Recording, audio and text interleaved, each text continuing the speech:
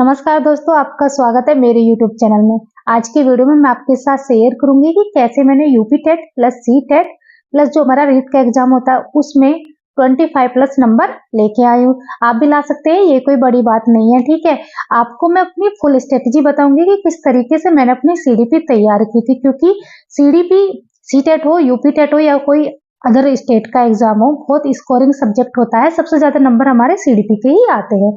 तो आपके साथ फुल स्ट्रेटेजी शेयर करूंगी, वीडियो पे लास्ट तक बने रहे।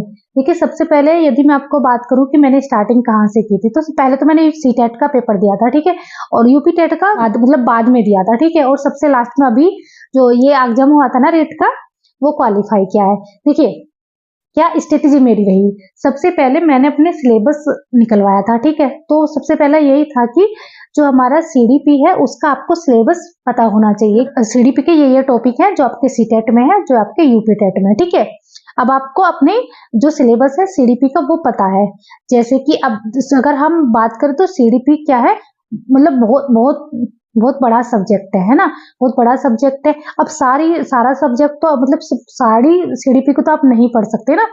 तो जब आपको अपना सिलेबस पता रहेगा तो सिर्फ आप अपना वही टॉपिक पढ़ पाएंगे जो आपके एग्जाम में आएंगे। तो सबसे पहला यही था कि सिलेबस निकलवाया और उसके बाद मैंने अपनी जो सीडीपी है वो तैयार करनी थी। देखिए, स्टार्टिंग में हमारे पास टाइम होता है ना, जैसे मैंने भी जब एग्जाम मतलब फॉर्म फिलअप किया था ना, उससे पहले से ही मैं अपनी स्टार्टिंग करने लग गई थी कि मुझे ये था कि मुझे फ्यूचर में टीचर बनना है, और उससे पहले क्या है, मुझे यूपी टेट या सी टेट देना होगा, तभी मैं मतलब फ्यूचर में टीचर बन पाऊंगी। ठीक है, तो फॉर्म भी नहीं निकले थे उससे पहले ही कर दे, तो मेरे पास समय था, ठीक है, समय था। तो मैंने जो अपना बेसिक होता है वो स्ट्रॉन्ग किया। आपको भी सबसे पहले जो हमारे सीडीपी के कॉन्सेप्ट होते हैं उनको समझना पड़ेगा, रटना नहीं है, क्योंकि रटी हुई चीजें नहीं आती है ना, रटी हुई चीजें नहीं आती हैं। देखिए, यूपी टेट में क्वेश्चन रिपीट हो जाते हैं, है ना।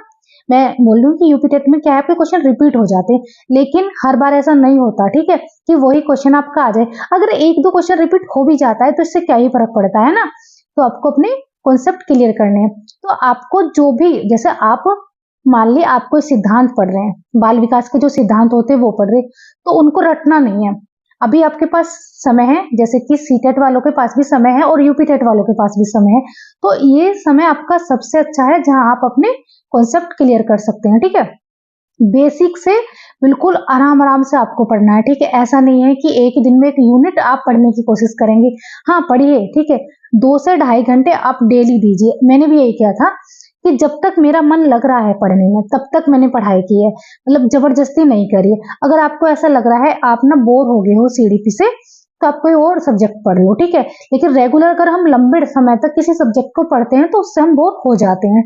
तो कॉन्सेप्ट आपको अपना पहले क्लियर करना है, ठीक है। जब आपके कॉन्सेप्ट क्लियर हो जाएंगे तो उसके बाद आपको क्या करना है, जो प्रीवियस ईयर क्वेश्चन पेपर है वो देखने हैं। आप प्रीवियस ईयर क्वेश्चन पेपर आप दिन में 2 सेट लगा लीजिए, ठीक है।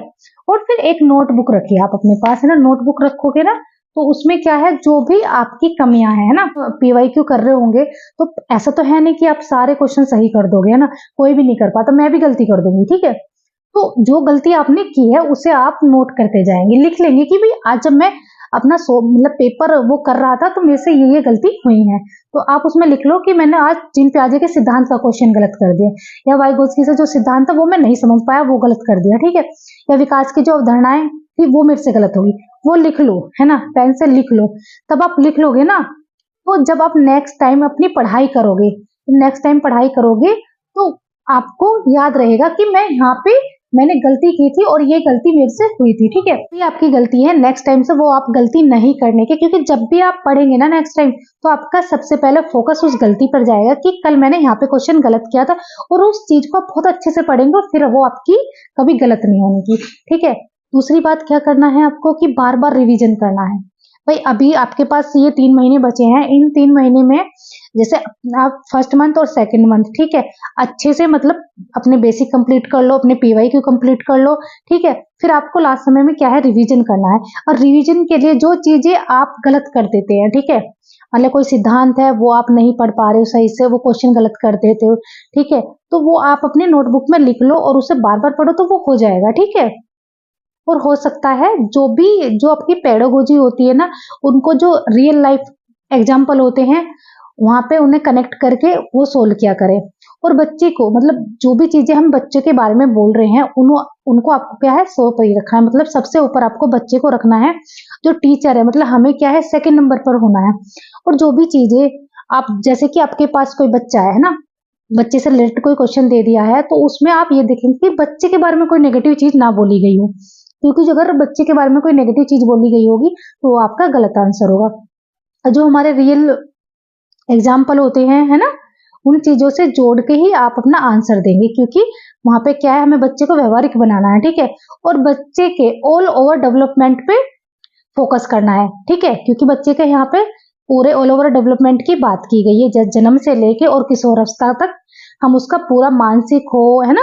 और जो भी जैसे कि आपके टॉपिक हैं, बुद्धि से क्वेश्चन आपके आते हैं, व्यक्तित्व से क्वेश्चन आते हैं, ठीक है, बाल विकास की जो अवधारणा है वहां से क्वेश्चन आते हैं, किशोरावस्था क्या होती है, शिशुअवस्था की जो अवस्था है मतलब विशेषता है वो आपसे पूछी जाएंगी। तो मुझे लगता है जो भी चीजें मैंने आपको बताई हैं आपने बहुत अच्छे से समझी होंगी, ठीक है। और यदि आपका कोई भी मतलब डाउट रह जाता है तो आप मुझे कमेंट कर देना, मैं आपको जवाब दे दूंगी। अगर आप मुझसे कुछ और भी पूछना चाहते हैं तो वो भी आप मुझसे पूछ सकते हैं। और हाँ, अगर वीडियो आपको ऐसा लगे कि आपके लिए थोड़ी भी काम आई है, आपको अच्छी लगी, तो वीडियो को शेयर करें और लाइक प्लस चैनल को सब्सक्राइब करके जाए।